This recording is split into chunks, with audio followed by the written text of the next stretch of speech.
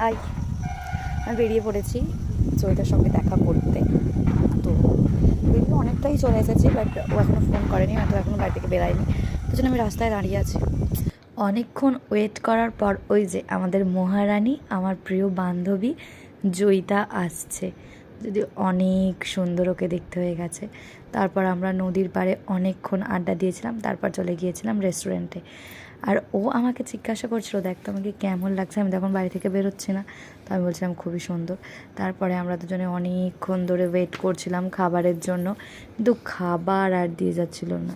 তারপরে অপেক্ষার অবসান হলো অনেকক্ষণ বলার পর। যদিও বা আমাকে খাবার দিয়ে গিয়েছিল, কিন্তু জয়িতাকে আর দিয়ে যাচ্ছিল না। আমরা অর্ডার করেছিলাম chicken plus egg, Mughlai, cold drinks, ব্যাস। তারপরে তো দিয়ে গেল দুজনকে, তারপরে খেয়ে বাড়ি চলে এসেছিলাম। তো দেখা হচ্ছে নেক্সট ব্লগে, টাটা।